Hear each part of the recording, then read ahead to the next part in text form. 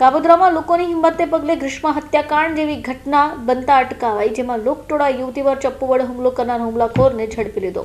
કાપોદ્રાની 19 વર્ષ વિદ્યાર્થીની 6 તારીખે બપોરે કોલેજેથી મિત્ર સાથે બાઇક પર ઘરે પહોંચતી હતી। આ જ સમયે કાપોદ્રા બુટ ભવાની મંદિરની આગળ 4 રસ્તા પાસે રિક્ષામાં બેસી હુમલાખોર ઋત્વિક વસાવા પહોંચી ગયો। બાઇક પર ઘરે જઈ રહી હોય હુમલાખોરે તેને લાત મારી।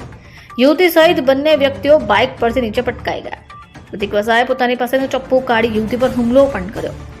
યુવતીએ બૂમાબૂમ કરતા નજીકના લોકો ભેગા થઈ ગયા અને યુવતીને આંખના ઉપરના ભાગે, હાથ અને મોઢાના ભાગે ચપ્પુના ઘા ઝીકી દેવાતા તેને ગંભીર ઈજા પહોંચી હતી। જોકે લોકટોળું ભેગું થઈ જતા હુમલાખોરને ઝડપ્યો અને તેના હાથમાંથી ચપ્પુ છીનવી લીધું હતું। 100 નંબર પર પોલીસને જાણ કરાઈ અને પોલીસ પણ ઘટના સ્થળ પર પહોંચી હતી। લોહીલુહાણ હાલતમાં યુવતીને ખાનગી હોસ્પિટલ લઈ જવાઈ, જ્યાં સારવાર બાદ તેને રજા અપાઈ છે। યુવતીની ફરિયાદને આધારે ઋતિક ઉર્ફે રોકી સુખદેવ વસાવાની સામે ગુનો નોંધાયો છે અને ધરપકડ પણ થઈ છે। આરોપી હીરાના કારખાનામાં મજૂરી કરે છે અને અગાઉ આરોપી યુવતી સાથે શાળામાં ભણતો હતો। એકબીજાને બંને ઓળખતા હતા।